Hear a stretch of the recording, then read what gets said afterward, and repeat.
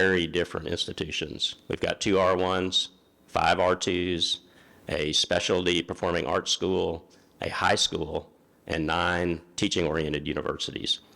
And because we're so different, it may come as no surprise that it's really hard for us to do collective action, for us all to be in the same Springer deal or us all to, boycott a certain publisher or something like that. We don't operate that way. We don't have any centralized UNC System library staff. There's not a centralized fund or anything because we tend to do such different things. So when we work collaboratively, what we try to do is find deals that work for a large majority of us, 14, 15, 16, but they're all opt-in and opt-out. So a few years ago, ULAC, and ULAC has 18 members. It's the deans of each of the 17 UNC System libraries, plus me as ex officio and negotiator. So ULAC decided, hey, let's try to work more closely together. Let's figure out ways that we can get a single invoice, single license, ways we can, fairly distribute costs among ourselves. Let's really try to work more closely.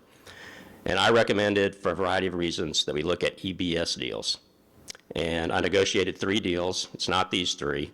It was Wiley and a couple of others for a set price tag. And the price tag that we had was around, more or less, $250,000. And of those 3 deals, ULAC chose to do one with Wiley. It seemed very successful. So a couple of years later, they asked me to repeat the process. And so I negotiated with 3 more EBS vendors, and they chose Oxford. A year later, the system office asked the libraries to see if we could come up with a way to reduce the cost of student attendance at our universities. And so I reviewed the reading lists for UNC System schools and looked for books that were assigned that were not textbooks, and my friends at Gobi helped me out with this analysis. So the idea would be that if a publisher is assigned thousands and thousands of times, and we have an EBS deal with that publisher and have access to all their books, then we will just kind of, through a fuzzy match, end up having a lot of the books that are assigned. Excuse me. And through that study, we found that the 2 that were most frequently assigned were Wiley and Oxford, which is probably not surprising because we had them all right. So the faculty knew they were free, they knew they were available to the students, so they assigned them, and then Taylor and Francis. So we did a deal with Taylor and Francis. And you can see here that the deals are, for different numbers of titles. Some have front lists, they have varying back lists. They're a little bit different. They do all cost more or less the same amount. So there were a couple of levels of goals. First, for the purposes of the system, we wanted to respond to that system office request that we were reducing the cost of college attendance. We wanted to kind of create a level playing field where the school that has 900 FTE would have the 70,000 ebooks as the schools with 40,000. And also we wanted to show that ULAC was working closely together to save money and be cost effective. That's always a good thing to show the system office and the legislature. But we're also, the other goal was to try to figure out some more mechanical things like how do we get a single invoice and how do we fairly distribute the costs? And remember, this isn't an all-in deal. It's not like I'm getting a deal with a $250,000 price tag and everybody has to take a share. I'm negotiating a price tag and people can say, nah, I don't want to do that. So it has to work for everybody collectively, but it has to work for everybody individually as well. So, and we do have separate invoicing as well because we don't have a mechanism to handle this centrally. We came up with this cost allocation based 25% on FTE and 75% on collections budget, which seems to work pretty well. Obviously, the bigger schools with bigger budgets should pay more than the small schools. One tweak to it is we took into account existing EBS customers and in effect penalize them, and my own school was among them. So we already had our own EBS deals with all of these vendors. And just for example, with Taylor and Francis, we had an EBS deal at UNCG that was $40,000 a year. And I was negotiating a new EBS deal for 17 schools.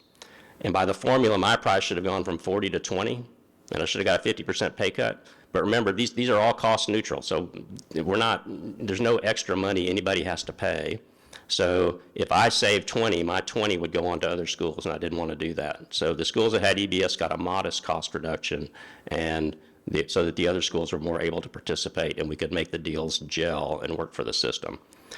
And I should have gone into cost neutrality a little bit more, but so basically what we did is UNC Asheville may have been paying, Wiley $1,000 and NC State paying them $70,000 to buy books for themselves.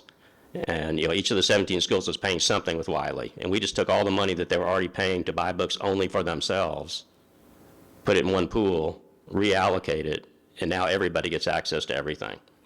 So it's a cost neutral. All these deals are cost neutral, more or less. So we tried to price it in a way that was fair and equitable for everybody and allowed the smaller schools to participate. And at the end of each year, we get to purchase the titles that are used the most. That's the point of evidence-based selection. And we get varying numbers of titles. The deals are structured a bit differently. But we wanted to address the concern that basically the two R1s, Chapel Hill and NC State, would just dominate the whole deal. Their usage would be so vast that they would end up just selecting all the titles, and the smaller schools wouldn't really get to choose anything. So we did that in 3 ways. When we do our selection, the first thing we do is a pick 5. So I send an email to everybody and say, all right, it's time to pick. Here's your usage data. You can pick any 5, and we will buy them on behalf of the entire system. And with everything we buy, we're buying for the system. Even though each school gets its own invoice and could just purchase titles only for themselves, we were looking at ways to work collectively and collaboratively together. So we are using a multiplier. It's very low, 2, 2.2, 2.4, 2.8, somewhere in that region for the different deals. So we're buying multiple copies and getting a copy for all 15, 16, 17 institutions. Again, it varies among the deals. So with the pick 5, every school can just pick 5 and we'll buy copies for everybody in the system. Most schools don't do that. So most deals cost around $250,000, and after the pick 5s come in, I have about 240 left. And that goes to a formula. And the formula considers the cost, the number of schools using the book, and the total number of uses. And we have weighted this formula in a way that strongly values distribution of use across multiple schools. So, and again, so that emphasizes the collective aspect of it. We want stuff that's used by lots of different schools. And let me give you an example of the 3 options for a book with 3 uses. All right, so one way a book could have 3 uses is if one school used it 3 times. Okay, I would not buy that book with this pool of money because we only buy books that were used at least 2 times. We're kicking out everything that was used once. If UNCC used a book 20,000 times and nobody else used it, they can do it with a pick 5, or they can use their own money to get it, but we're not using a pool to buy it for everybody. Okay, so that's one option, one school using it 3 times. The second option is one school using it twice and one school using it once. So that's a total use of 3 times 2 schools gives it a usage of 6. So then you take the cost and divide it by 6. The other option would be 3 schools using it once each.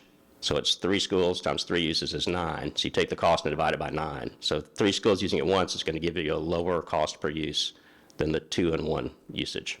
All right. So again, we're trying to weight distribution of use across the group because we want it to be of value to the group. So that's how the deals work.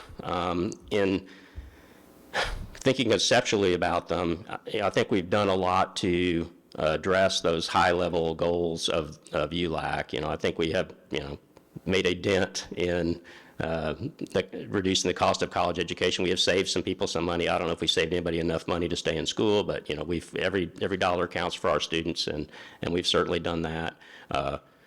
Everybody's getting more titles than they were getting before.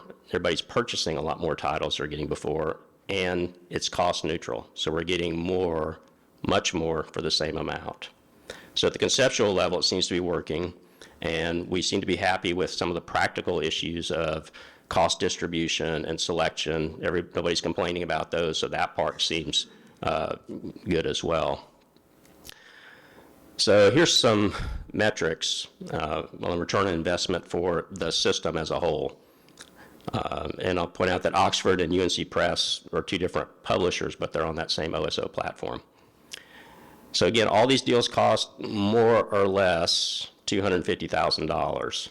So the estimated student savings is way larger than that, so, which is obviously what we want. And I got that from looking through the lists of assigned readings and matching them up with the books that were in our EBS deal. And obviously I didn't do that across everything. I did a sampling and multiplying that by the number of students in the class and the cost of the book.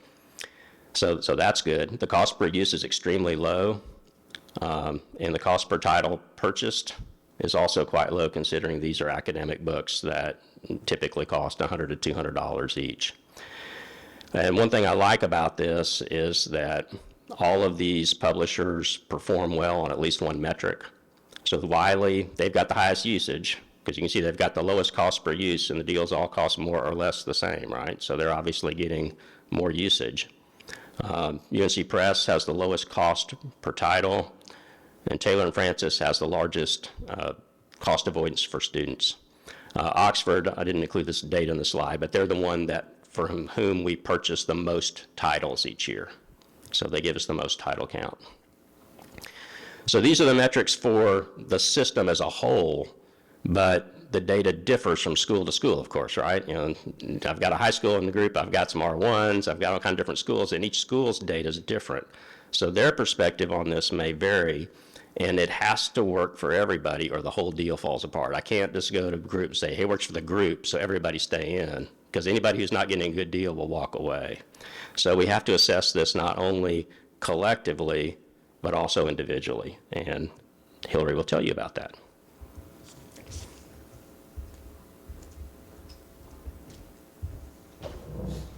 Hello, my name is Hillary Davis. I'm head of the Collections and Research Strategy Department at NC State University in Raleigh, North Carolina, and my library participates in 2 of the deals that Tim's reviewed.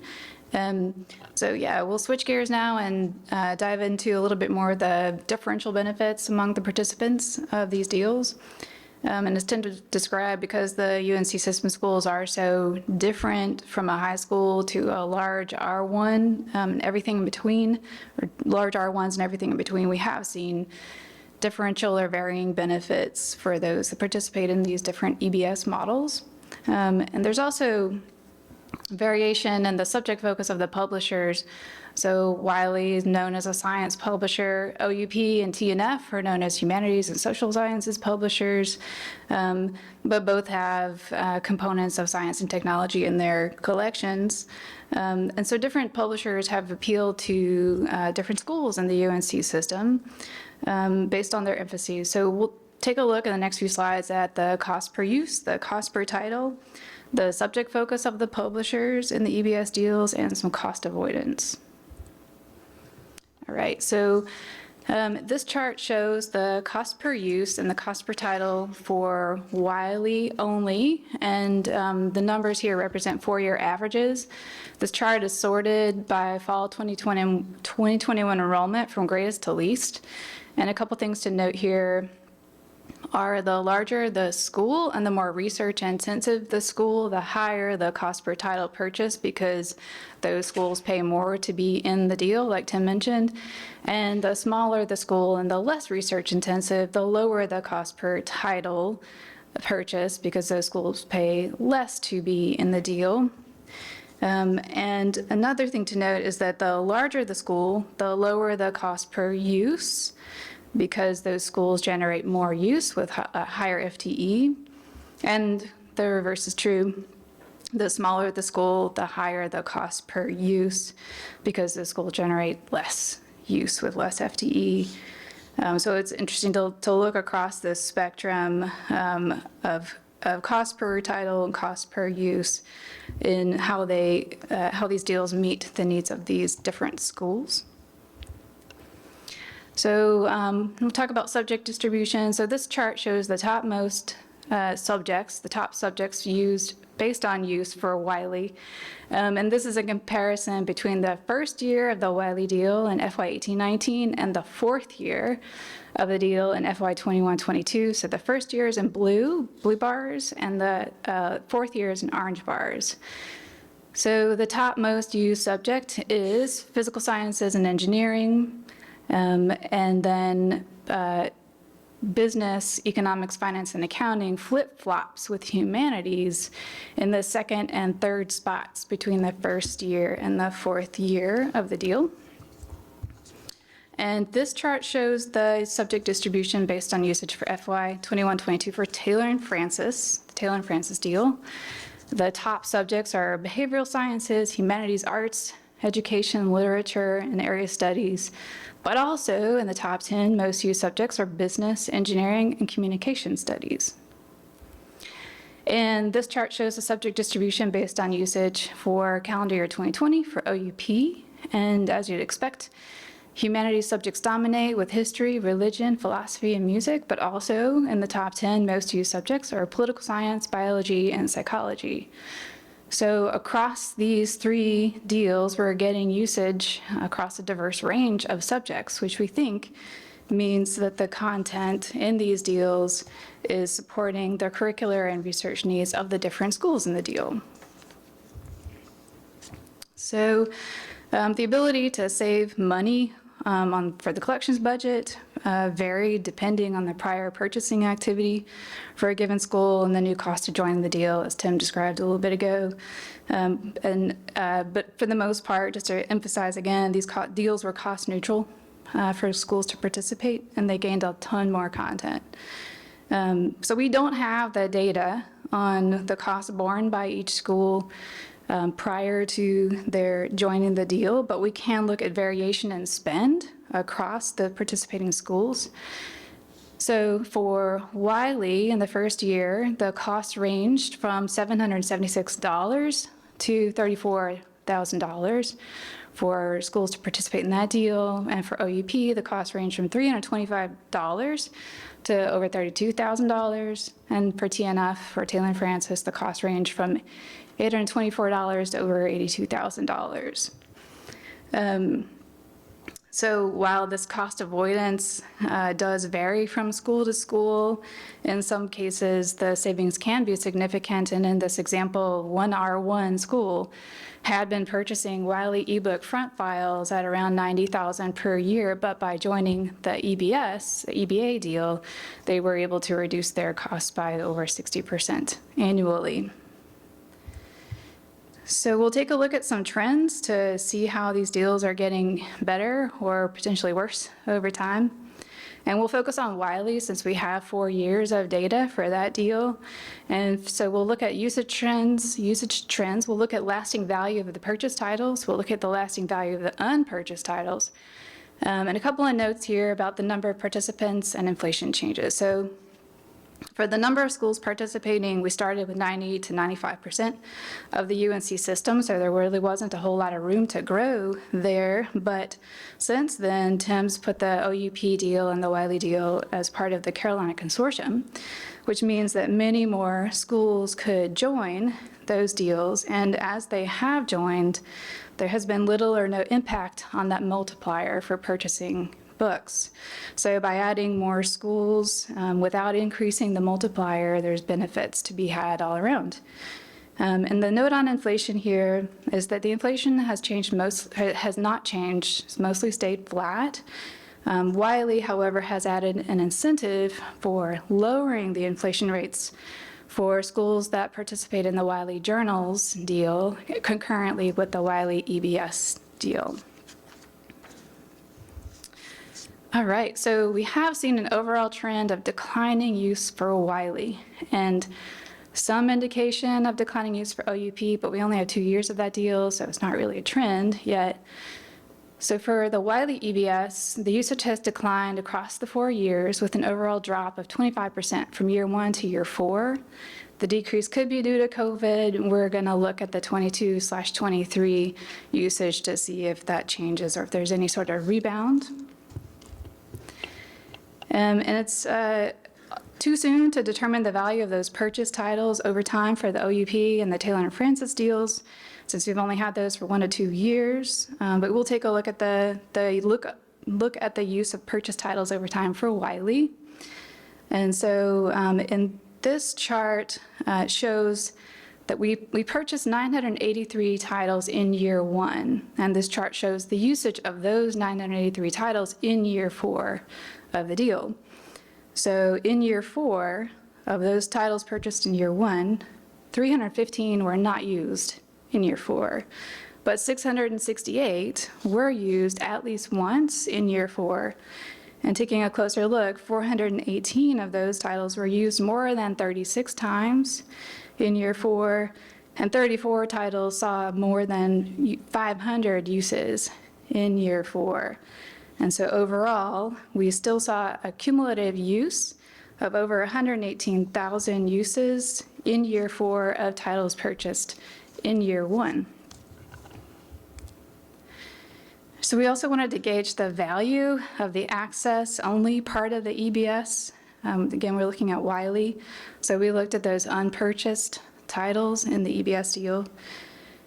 So in this chart, we're trying to show that in year 1, the titles that got used by multiple schools, that was a criterion for getting purchased. So we purchased, the system purchased 25% of those used titles and left 75% unpurchased. In year 2, the system bought 34% of the titles that got used by multiple schools and left 66% unpurchased. Year 3 bought 44% of the titles that got used, left 56% unpurchased. And then year 4, we purchased 62% of the titles that got used by multiple schools and left 38% unpurchased. So in other words, we're still getting more use out of the full corpus of the collection, not just getting value out of the purchased titles, but you can see that unpurchased corpus is getting smaller and smaller every year. And at some point, if we see very little use in those unpurchased titles, this deal may have run its course. And I'll hand it back to Tim.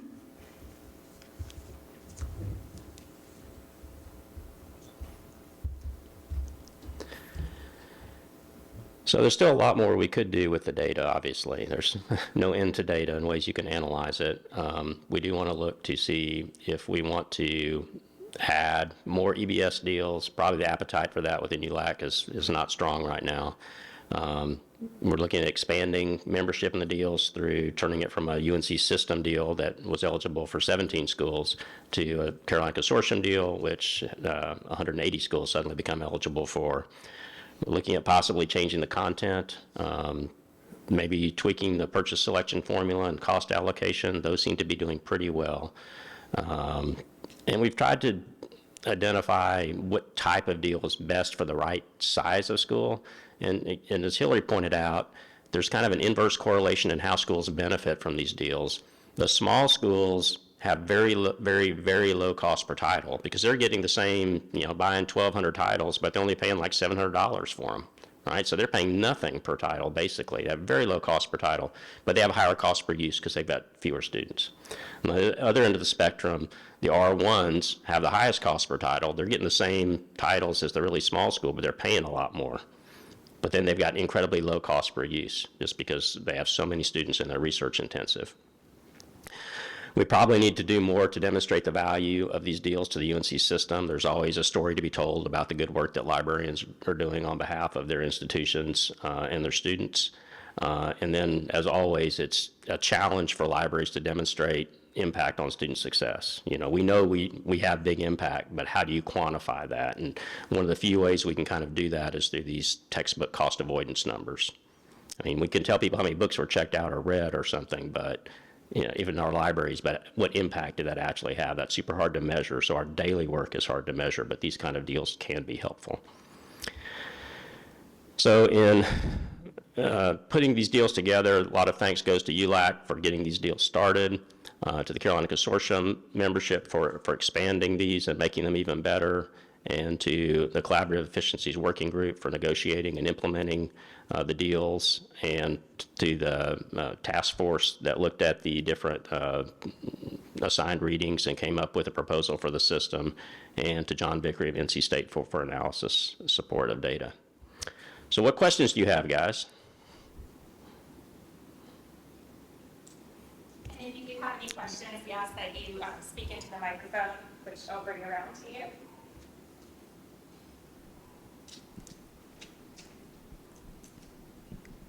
Thank you.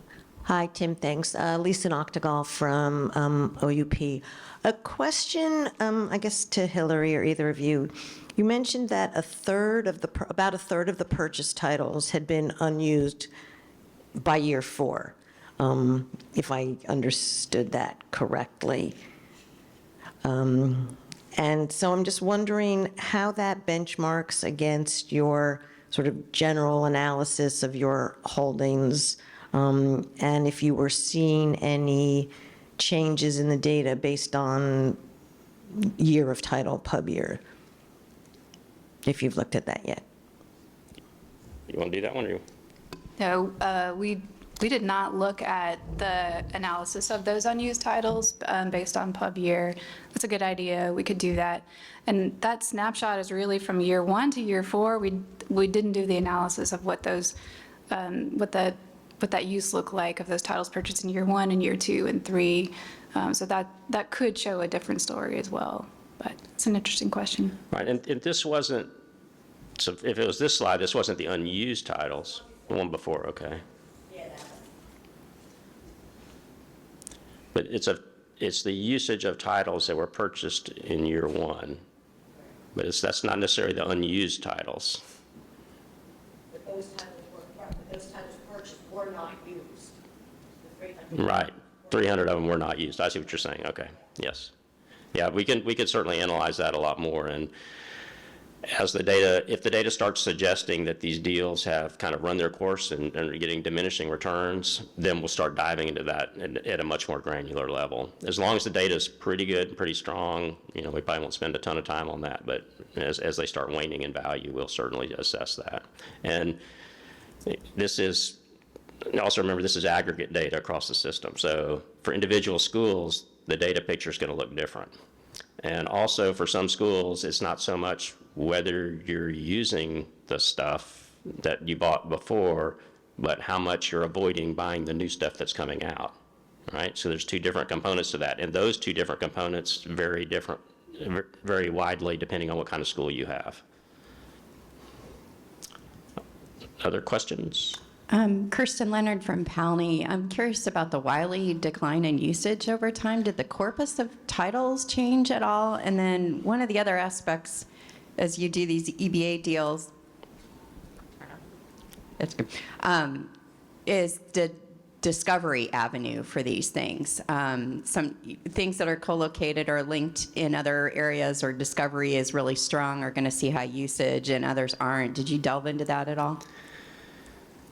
So the decline in Wiley, so we did have we had 1 school drop out, so we had fewer schools. We've had some join, but we haven't had the full year since they joined.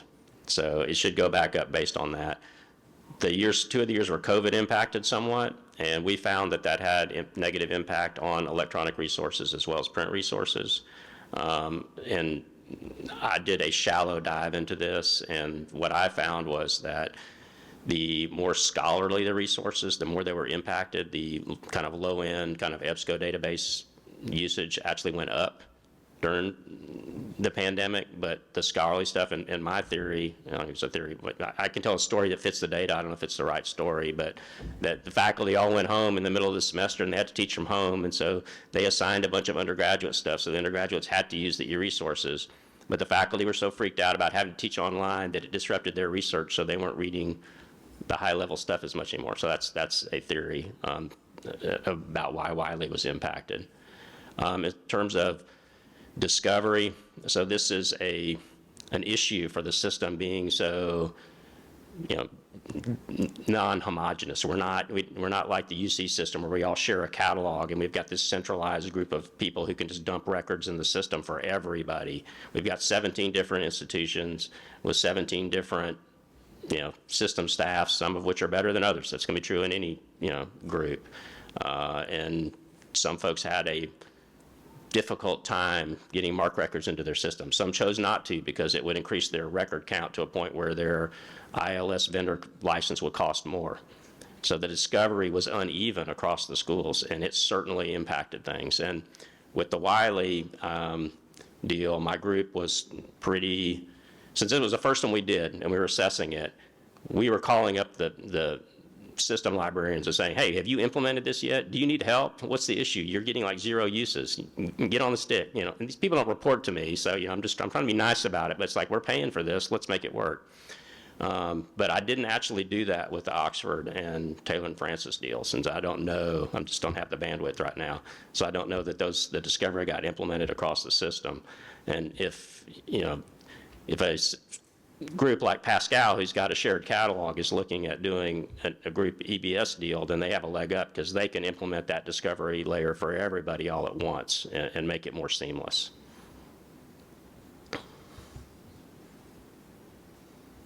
Hi, John Novak from Fairfield University. In the next slide, if you can go to that one, one of my questions was, Hillary mentioned that as we keep purchasing titles, the deal may no longer be as advantageous as it was. My first question would be, what sort of breakdown is ideal, I think? What would you see as an ideal breakdown for both you and the vendors? And then the second question, I think is sort of related, or just curious, is why evidence-based rather than patron-driven? You want those? Or? You got it.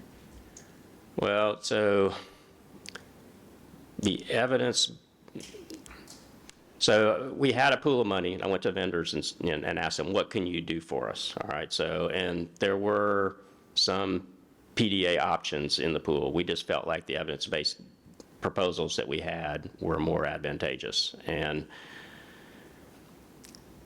we could define, with some of the patron-driven, you know, there's trigger events that cause purchases, and then you can run out of money too early or too late. And there's also issues of a certain school of a certain size running through all the money before other people have a chance to get at it. So we felt like the EBS model, where we could just pay the money up front and apportion it as we wanted to, and everybody had access to everything, was going to be more equitable across the system, given our diversity. And in terms of the right mix here, God, I don't know. I mean, you know, to me, I would really like to see usage go up, and to some extent, the purchased versus unpurchased is irrelevant, because as long as you stay in the deal, as long as the deal's working for you, you have access to everything. So who cares what you own and don't own? It's all available to your students. They don't know, they don't care. So the ownership is only an issue if you get out, and it becomes more of an issue if we start having a perception that the deal's not working for a large group of schools, or a certain kind of school. Maybe it's not working for the small schools anymore, and they're thinking about getting out. And at that point, we really need to kind of make sure we're collecting the right titles to work for that group. And I've almost thought about, if a school's going to leave, maybe they should get extra picks that year, because that's all they'll be left with.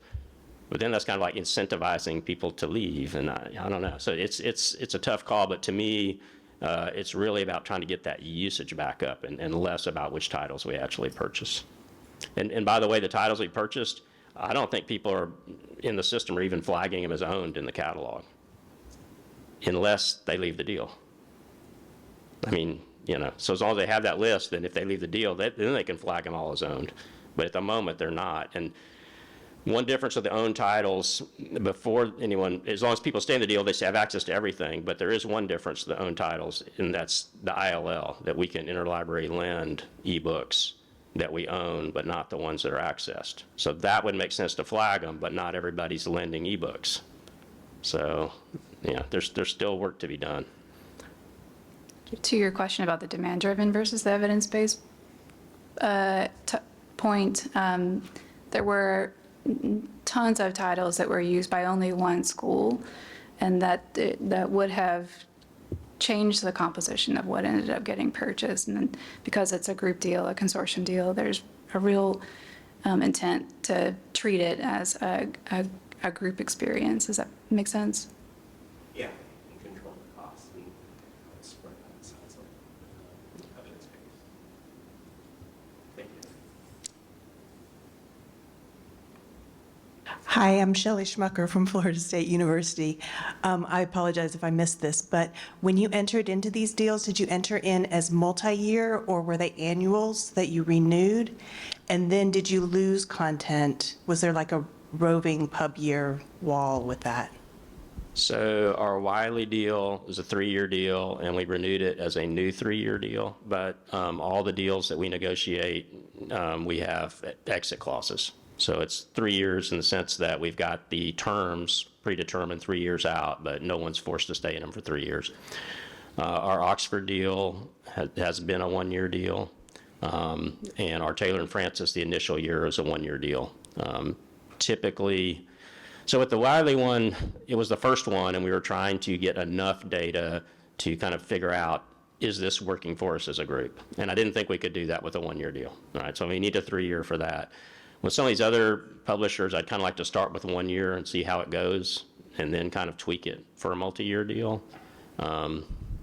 So that's the multi-year aspect of it.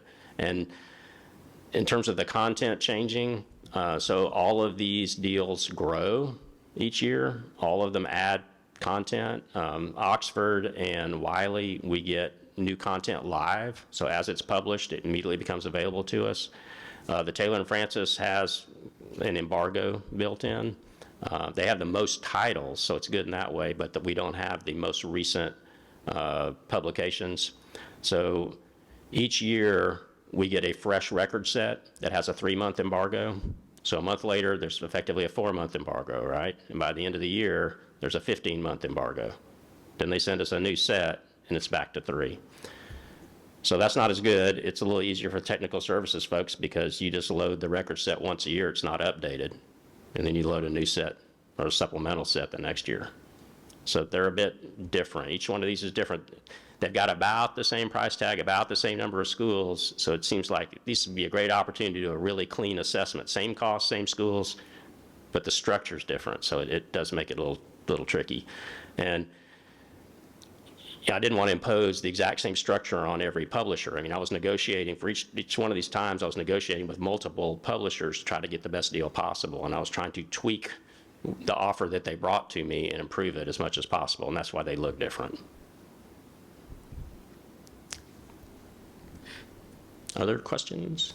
Hey, Evan Watson from Duke University Press. I'm wondering if there was any outreach done, like a library orientation for students or any kind of outreach to faculty to let folks know that these resources are available once you've entered into a deal, and if that affects the usage at all, or if there's a difference in maybe a school where that happens and a school where it doesn't happen, if that drives the usage, or if you don't want to like favor one publisher over another by promoting their materials. So that's been done very unevenly. So again, because we're not a centralized UNC. The UNC system is very decentralized. So each library is just doing whatever they see fit to do. Most libraries do not tend to publicize publisher deals for monographs because people don't tend to think I'm going to look for a Wiley book, and they don't even know that the book is a Wiley book. They just know the title and the author, and they want it. So I think the real key is discovery and getting them into the systems that people use to find the books, more than publicizing that you have deals with particular publishers. Having said that, it is good to let people know, and particularly faculty, that, hey, we have 27,000 Wiley ebooks. We have all their books. So, for example, you don't need to send me a request to order one because we already got it, right? And it also helps them understand, how we are using our collections budget in a super efficient way. That for the price of what we would pay for, 500 Wiley books or whatever, we are providing for this campus, 23,000 Wiley books. And so that's something that really resonates with faculty and with upper administration, right? And I'm going through budget cuts right now. So one of the things I'm telling my provost is, hey, I'm hyper efficient in my spending, and for every I get $14 of content for every dollar I spend, which is great. But if you cut me by $100,000, I'm going to cut $1.4 million worth of content because it's all multiplied. I've got a multiplier effect built into everything I do. So there are various messaging components that can go out around these deals, but probably not targeted so much at people looking for a specific book. On the textbook side, though, I imagine that variety of different schools have done some outreach with regard to, hey, we have textbooks for your courses. I know we do that at NC State. And over the past semester, we've intensely ramped up that outreach about textbook availability to students, ebook versions and print versions.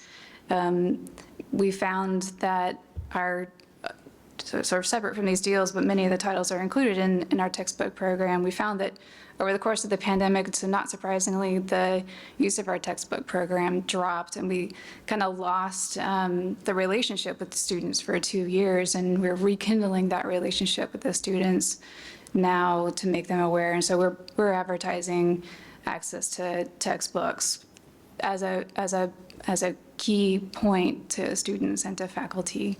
So I think, as Tim said, it's happening in variable ways across the schools in the deal, but I can just speak from NC State's perspective. Other questions? I have a question here. Did this affect your other budgets, like, say, firm orders or approval plan or anything like that? Any impact on those? Yes, I mean, that's how we made them cost neutral, basically. We took the money we were spending on those deals, and basically we don't spend that money anymore. I mean, it's not a complete one-to-one match, but we generally swapped it out, and we went and Gobi and put alerts there, so if somebody's trying to order something that we already have through one of these EBS deals, it lets them know, hey, do you really want to do that? And sometimes people do, but often they don't. Thank you. Same at NC State. Yeah, by the savings that we saw through these deals and similar deals, we just put that money elsewhere. Journals, for example.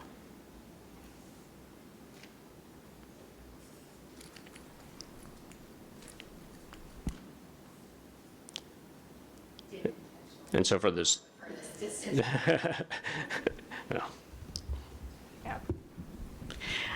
The issue versus the access versus the ownership component is interesting to me in the spend. So, I mean, you're cost neutral for this year, but you're not owning all the content that you necessarily would have bought in the firm order, but then your calculation of unused titles that you had purchased previous to the deal.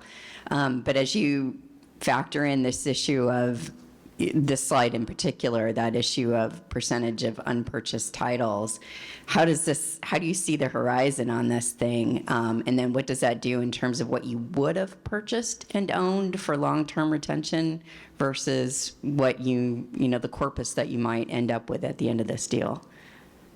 And I know nobody knows, but I'm just interested in how you think about that. well, it varies so much. So like at some schools, I mean, they're literally paying less to be in this deal than they were paying to get far fewer books, and they're buying more books. I mean, so there's like no downside. There's not really much to evaluate there. Even if they're getting declining value from the unpurchased titles, they're purchasing more titles.